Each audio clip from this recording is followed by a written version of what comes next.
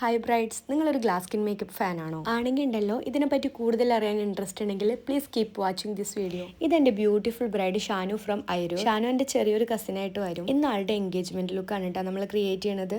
നല്ല രീതിയിൽ makeup glow ആയിട്ട് ഇരിക്കണം എന്നാണ് ആളാകെ പറഞ്ഞിട്ടുണ്ട്. ഞാനത് അങ്ങനെ തന്നെ ചെയ്തു കൊടുത്തിട്ടുണ്ട്.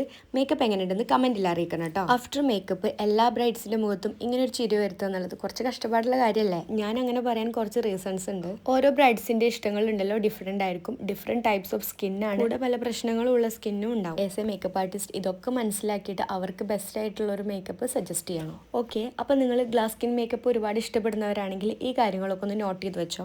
ഗ്ലാസ് സ്കിൻ മേക്കപ്പ് ചെയ്യുന്നവർക്കുണ്ടല്ലോ ക്ലിയർ ആയിട്ടുള്ള ഒരു സ്കിൻ ഉണ്ടായിരിക്കണം എന്നുള്ളതാണ് മെയിൻ ആയിട്ടുള്ള കാര്യം. പിമ്പിൾസോ പോൾസോ ഉള്ള സ്കിന്നിൽ ഈ ഒരു ടൈപ്പ് ഓഫ് മേക്കപ്പ് ചെയ്ത് കഴിഞ്ഞാൽ അതൊന്നും കൂടി എടുത്ത് കാണിക്കും. ഇനി നല്ല ഓയിലി ആയിട്ടുള്ള സ്കിന്നാണ് നിങ്ങളതെന്നുണ്ടെങ്കിൽ ഈ ഒരു മേക്കപ്പ് ചെയ്ത് കഴിഞ്ഞാൽ നിങ്ങൾ ഡൾ ആവാൻ ചാൻസ് ഉണ്ട്. അതുപോലെ നിങ്ങളത് നല്ല ഡാർക്ക് സ്കിൻ ടോൺ ആണെന്നുണ്ടെങ്കിൽ ഈ ഒരു മേക്കപ്പ് സ്കിപ്പ് ചെയ്യണതായിരിക്കും നല്ലത്. ഡാർക്ക് സ്കിന്നുള്ള ഒരു മാറ്റ് ഫിനിഷ് വരുന്ന മേക്കപ്പ് ചെയ്ത് കഴിഞ്ഞാൽ ഒന്നും കൂടി മേക്കപ്പ് ലാസ്റ്റ് ചെയ്യും. അതുപോലെ തന്നെ ഉണ്ടല്ലോ നിങ്ങളുടെ വെഡിങ്ങിന് നിങ്ങൾ ഔട്ട്ഡോർ ഫോട്ടോഷൂട്ട് പ്ലാൻ ചെയ്യുന്നുണ്ടെങ്കിൽ ഷൂട്ടിന് വേണ്ടി കുറച്ച് നേരത്തെ ഇറങ്ങിക്കോ, അധികം വെയിൽ കൊള്ളാൻ പാടില്ല. അപ്പോൾ എങ്ങനെയാ ഈ വീഡിയോ ഇപ്പോൾ തന്നെ നിങ്ങളുടെ ഹൈലൈറ്റർ വാശി പൂശുന്ന അപ്കമിങ് ബ്രൈഡ്സ് ആവാൻ പോകുന്ന ഫ്രണ്ടിനെ അയച്ചു കൊടുക്കല്ലേ.